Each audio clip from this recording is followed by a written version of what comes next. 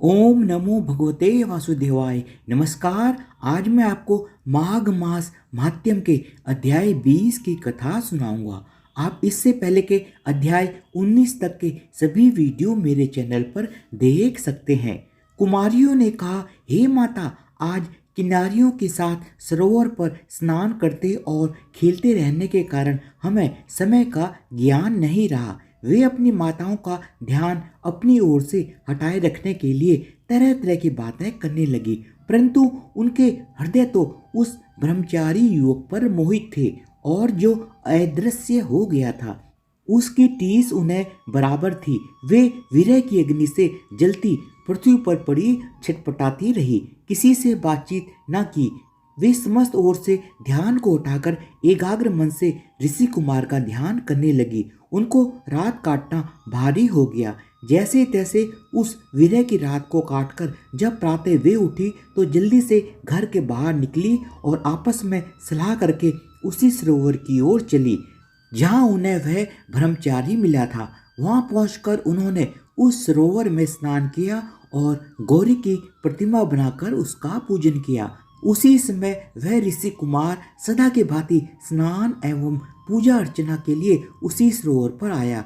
उसे आता देख उनके हृदय कमल खिल गए और वे बिना कुछ सोचे विचारे दौड़कर उस ब्रह्मचारी के पास जा पहुंची, इस आशा से कि वह कहीं भाग न जाए। उन सुंदरियों ने उसे चारों तरफ से घेर लिया और बोली, हे प्रियतम, कल तुम हमें छोड़कर भाग गए थे, मगर आज हम तुमको नहीं जाने देंगे। स्वयं चारों ओर से उन सुंदरियों द्वारा गिरते देखकर वह ऋषि कुमार चिंता में पड़ गया। उसने उन्हें भली प्रकार समझाते हुए कहा, हे सुंदरियों, धर्म की मर्यादा को ध्यान में रखो। मैं तो अभी तक ब्रह्मचारी हूँ और विद्या अध्ययन कर रहा हूँ। जब तक मैं गृहस्थ आश्रम में प्रवेश करने के योग्य नहीं हो जाता, तब तक मैं विवाह कैसे कर सकता हूँ। गुरुजनों का कथन है कि प्राणी को अपने वर्ण का और आश्रम की रक्षा करनी चाहिए, इसलिए तुम मुझे वर्ण करने की विचार त्याग कर अपने इस घेरे को तोड़कर मुझे बंधन मुक्त करो। वे गंधर्व कन्याएं कामासक्त हो रही थी।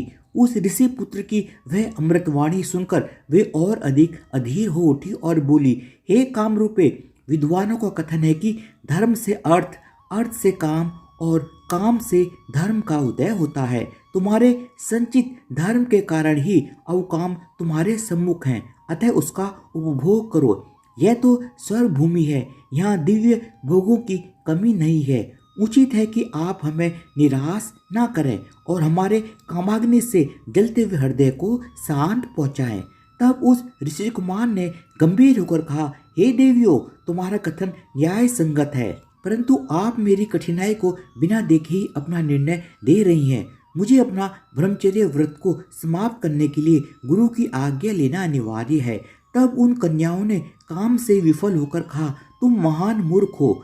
शास्त्रों का कहना है कि बुद्धिमान वही है जो सहज प्राप्त होने वाली दिव्य औषधियाँ, ब्रह्म रसायनों, सिद्धियों, निधियों, रसों, कलाओं, सुंदर स्त्रियों, मित्रों और धर्म सिद्धि को नहीं त्यागता। यदि ये वस्तुएं अनायास ही उसे प्राप्त होती हैं तो उसे किंचित भी आलस्य नहीं करना चाहिए। जिसे हम जैसी सुंदरी प्राप्त होती है वह बड़ा भाग्यशाली होता है। हमारी सुंदरता को देखो और हमारे कुल आदि को समझो। दैव की गति है कि हम तुम जैसे तपस्वी कुमारों पर ही आसक्त हुई। अब तुम्हारा कल्याण इसी में है कि हमारे साथ गंधर्व विवाह करके हमें स्वीकार करो, अन्यथा हम इसी वन में निराश होकर अपने प्राण त्याग देंगे। तब उस धर्म प्राण ऋषि कुमार ने कहा, हे सुंदरियों, धर्म, अर्थ, काम, मोक्ष चारों वर्ग विधि पूर्वक सेवन करने से ही प्राणी को उनका सुफल प्राप्त होता है। अतः जब तक मेरा ब्रह्मचर्य व्रत पूर्ण नहीं हो जाता, मैं कदापि तुम्हारा वरण नहीं कर सकता, क्योंकि समय से पूर्व किया गया कर्म उसी प्रकार नष्ट होता है जैसे कि सागर में डाला गया एक लोटा जल।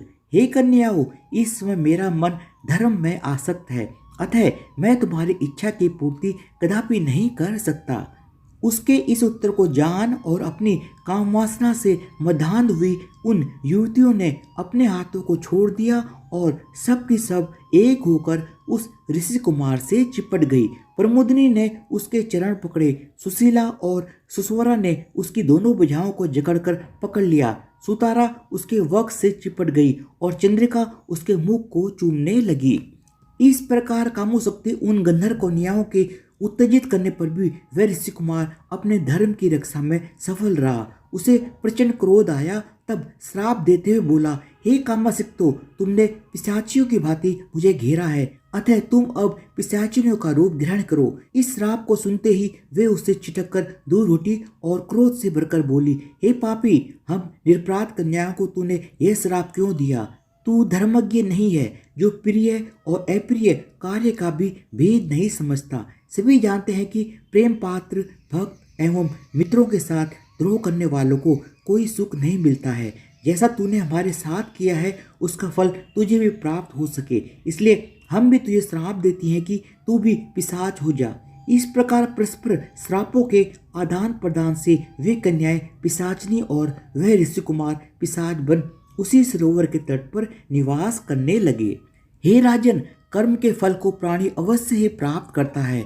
कर्म फल सदैव छाया की तरह प्राणी के साथ रहता है। देवता भी कर्म फल से मुक्त नहीं होते हैं।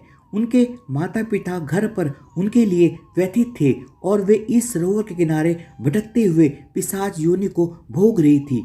बहुत समय व्यतीत हो जाने पर एक दिन लोमस ऋषि पौष की चतुर्दशी को सरोवर पर स्नान करने के लिए आए। भूख से व्याकुल पिशाच एवं पिशाचनियां उनकी ओर भागे, परंतु लोमस ऋषि के तेज के कारण वे पास पहुंचने से पहले ही जलने लगे और इस कारण वे दूर भाग गए। वह वहां अग्निमय का पिता वेदनिधि लोमस ऋषि को सरोवर तट पर आया देख इनके पास आकर हाथ जोड़कर बोला, हे महामुने, महाभाग्य के उदय होने पर ही उत्तम पुरुषों के दर्शन होते हैं। उत्तम मुनियों के दर्शन मात्र ही से प्राणियों के पाप नष्ट हो जाते हैं।